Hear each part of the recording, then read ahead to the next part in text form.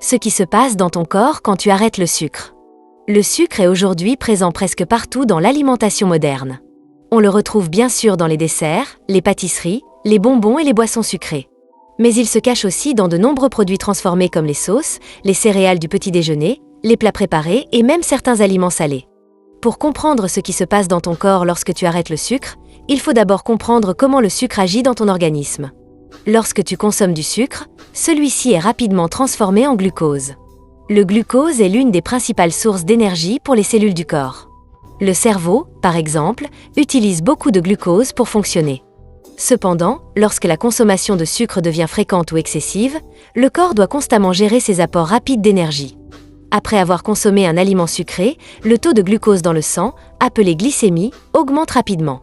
Pour contrôler cette augmentation, le pancréas libère une hormone appelée insuline.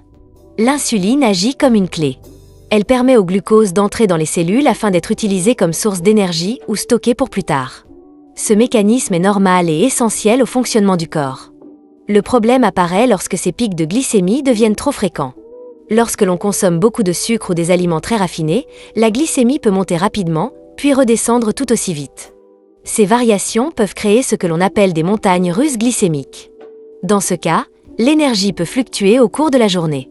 Après un pic d'énergie, certaines personnes ressentent une fatigue, une baisse de concentration ou une sensation de faim quelques heures plus tard.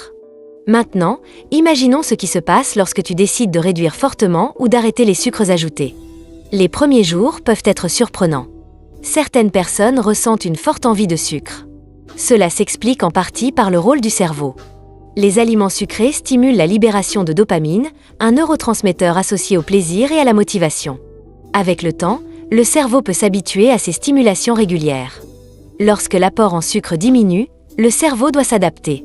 Pendant quelques jours, certaines personnes peuvent ressentir des envies plus fortes de sucre, parfois accompagnées de fatigue ou d'irritabilité. Cette phase d'adaptation est généralement temporaire. Après quelques jours ou quelques semaines, plusieurs changements peuvent apparaître dans le corps. L'un des premiers changements concerne la stabilité de l'énergie. Lorsque l'on réduit les sucres rapides et que l'on privilégie des aliments plus riches en fibres, en protéines et en graisses de qualité, la glycémie devient souvent plus stable. Les cellules reçoivent l'énergie de manière plus progressive, ce qui peut aider à éviter les variations brusques d'énergie au cours de la journée. Un autre changement concerne le métabolisme. Lorsque les apports en sucre diminuent, le corps peut progressivement utiliser davantage d'autres sources d'énergie, notamment les acides gras.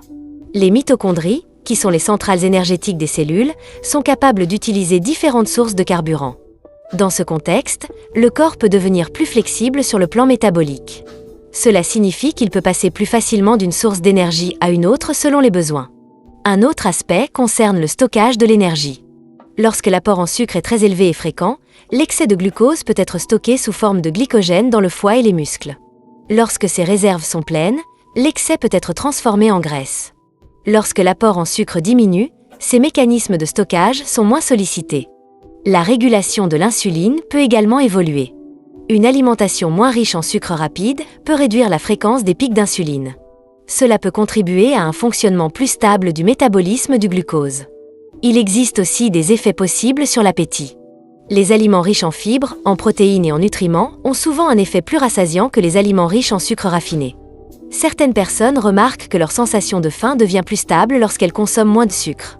Le microbiote intestinal peut également être concerné. Le microbiote est composé de milliards de bactéries qui vivent dans l'intestin. Ces bactéries interagissent avec les nutriments que nous consommons. Une alimentation riche en fibres végétales nourrit certaines bactéries bénéfiques. À l'inverse, une alimentation très riche en sucre raffiné et pauvre en fibres peut influencer l'équilibre du microbiote. Lorsque l'alimentation devient plus riche en aliments complets, en légumes et en fibres, le microbiote peut évoluer progressivement. Le cerveau peut également s'adapter. Avec le temps, certaines personnes remarquent que leur perception du goût sucré change. Les fruits peuvent sembler plus sucrés qu'auparavant et les aliments très sucrés peuvent devenir moins attrayants. Ce phénomène s'explique par l'adaptation des récepteurs du goût et par les mécanismes de récompense du cerveau. Prenons un exemple simple. Imagine une personne qui consomme régulièrement des boissons sucrées, des pâtisseries et des produits très transformés. Après ces repas, elle peut ressentir un pic d'énergie suivi d'une baisse quelques heures plus tard. Si cette personne décide progressivement de remplacer ses aliments par des fruits, des légumes, des protéines et des aliments complets, la manière dont son corps gère l'énergie peut évoluer. La glycémie devient souvent plus stable. Les sensations de faim deviennent plus prévisibles. L'énergie peut devenir plus régulière au cours de la journée. Il est important de rappeler que tous les sucres ne sont pas identiques. Le sucre naturellement présent dans les fruits est accompagné de fibres, de vitamines et d'antioxydants. Les fibres ralentissent l'absorption du glucose et modifient la réponse métabolique. En revanche, les sucres ajoutés présents dans de nombreux produits transformés sont souvent absorbés très rapidement. C'est pour cette raison que l'on distingue généralement les sucres naturellement présents dans les aliments complets et les sucres ajoutés.